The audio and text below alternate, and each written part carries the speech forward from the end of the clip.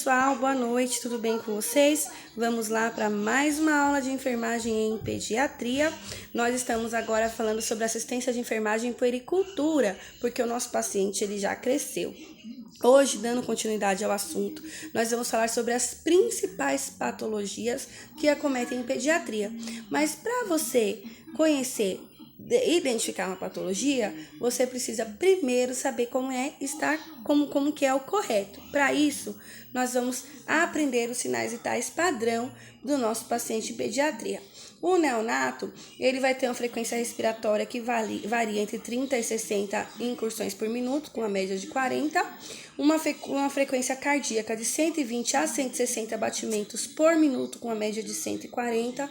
A temperatura corpórea padrão é de 36,5 a 37,5, sendo 37,6 já considerado febril.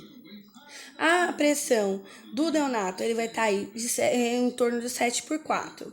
Até os 3 meses, ele vai manter essa média, sendo que ele pode ter uma alteração nos batimentos de 80 até 200, e a pressão arterial estabilizar no 7/5, que é o 75/50. Dos 3 meses aos 2 anos de idade, já vai ter uma estabilidade. Então, as respirações, as incursões por minuto, vai ter uma média aí de 30, e a pressão vai começar a estabilizar em uma 9/6. Dos 2 aos 12 anos, a frequência respiratória já está quase no padrão do adulto. Então, ele vai ficar aí de 19 a 25 incursões por minuto, e o batimento cardíaco vai estar aí de 60 a 110 batimentos por minuto. A pressão, ela vai começar a estabilizar do 9/5 até o 10/6. De 12 anos em diante, aí já tem o padrão respiratório de 16 a 20 incursões por minuto, né? O padrão de batimentos de 50 a 90 batimentos por minuto em repouso, e a pressão ela começa a estabilizar no 11/7 ao 12/8, que é a média nacional. Por que é importante saber os sinais vitais padrão? Porque qualquer patologia vai alterar que seja um dos sinais vitais, tá bom? Então, o que nós precisamos para aferir os sinais vitais? Para a frequência cardíaca e respiratória, nós precisamos primeiro de um relógio com ponteiro, marcador de segundos, né? Na frequência respiratória, se a criança estiver no colo dos pais, deixe no colo, porque se ele chorar, vai alterar o padrão, e você vai contar ali os movimentos durante 1 minuto. Na frequência cardíaca, nós podemos usar o pulso, né, radial, artéria radial, apalpando e contando também por 1 minuto. Para a temperatura, nós vamos utilizar termômetro digital, porque o termômetro de mercúrio ele foi descontinuado, né? Não é mais recomendado o uso, e você vai aguardar até ele estabilizar e soar o alarme do termômetro. Sobre aferir a pressão arterial, não é padrão para crianças, tá bom? Só em caso assim de indicação, por exemplo, a criança nefropata ou cardiopata, que é a criança que tem problema cardíaco ou problema renal. E nos neonatos, principalmente, deve ser considerado a circunferência do braço e a dimensão do manguito. Então, PA para crianças não é um padrão, tá bom? É só um indicativo.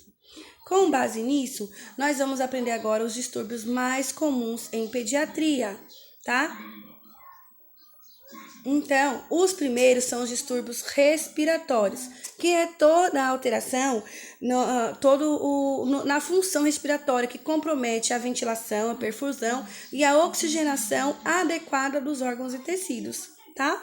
Então, as afecções, os distúrbios respiratórios são divididos em duas. As infecções das vias aéreas superiores, que nós temos aí, por exemplo, a nasofaringite, que é um processo semelhante ao resfriado comum, causado por vírus, né, o adenovírus influenza geralmente, e os principais sintomas são febre, irritabilidade e prostração, e não demora muito tempo, de 3 a 5 dias no máximo.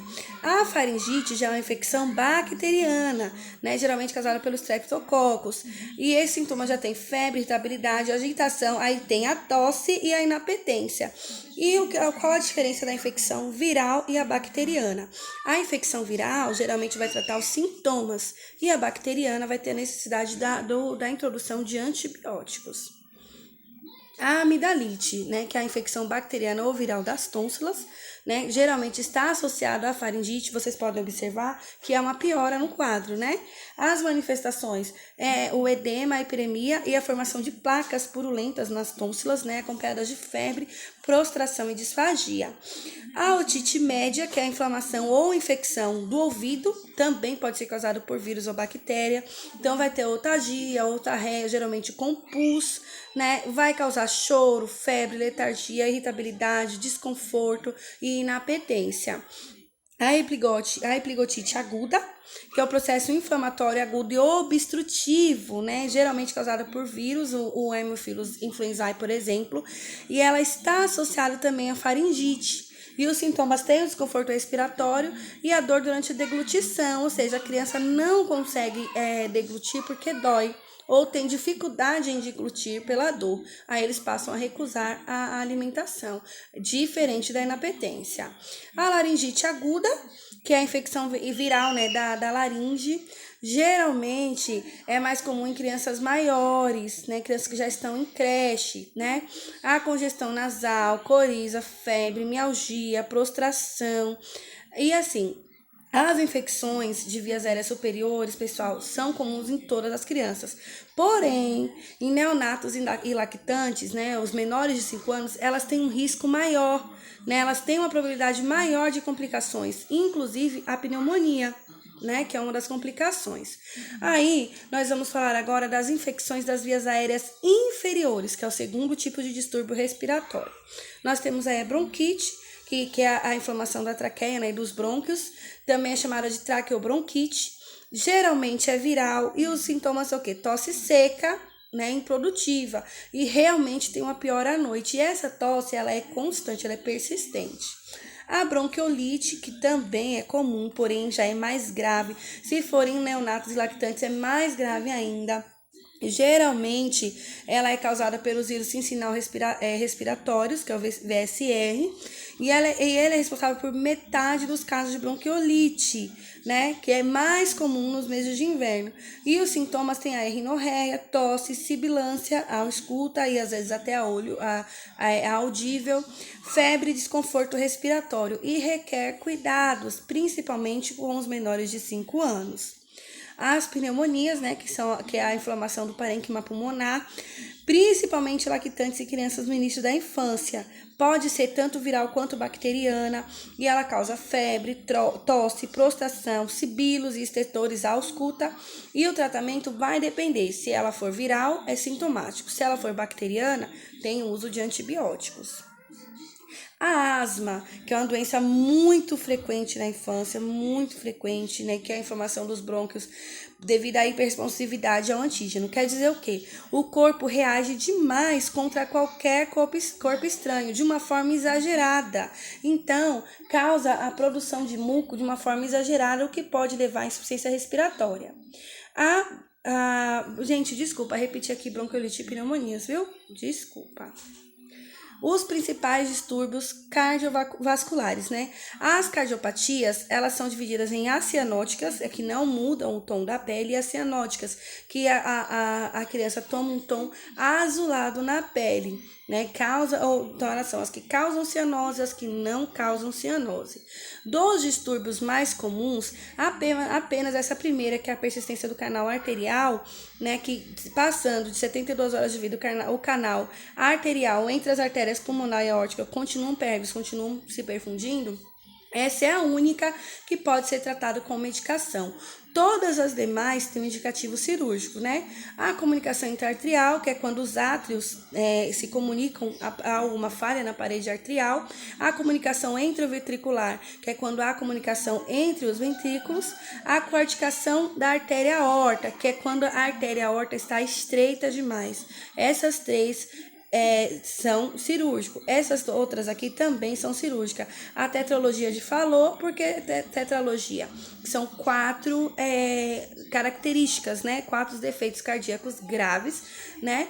Que levam que tornam ela uma das mais graves, que é a estenose da artéria, né? O estreitamento, a hipertrofia dos ventrículos e a transposição da artéria. Então, e a comunicação intraventricular.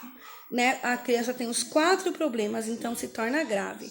A transposição das grandes artérias, que é quando as artérias estão invertidas, as artérias que saem do átrio dos ventrículos estão invertidas. E a mais grave ainda, que é a síndrome do coração esquerdo hipoplásico, que é uma hipoplasia do ventrículo esquerdo, então ele é muito pequeno, aí é incapaz de fazer a sístole e a diástole, né, com qualidade. Então a criança tem um risco elevado de ter um infarto agudo e inclusive esse infarto ele pode acontecer em período operatório. E como eu falei para vocês, essas 6 patologias, elas têm uma indicação de tratamento cirúrgico. Os principais distúrbios gastrointestinais. Gente, o principal é a desidratação, que é causado geralmente por vômito e diarreia. O tratamento da desidratação é sintomático, né? Aliviar os sintomas e, é claro, reidratar, repor os eletrólitos, né? Água, os eletrólitos e reequilibrar o hidroeletrolítico do corpo. Quando necessário, tem que fazer terapia de reposição oral ou se utiliza a hidratação venosa com soro fisiológico. A constipação, que geralmente está associada à dieta, né? Por exemplo, crianças antes dos 6 meses que usam fórmula, isso é muito comum acontecer, a constipação.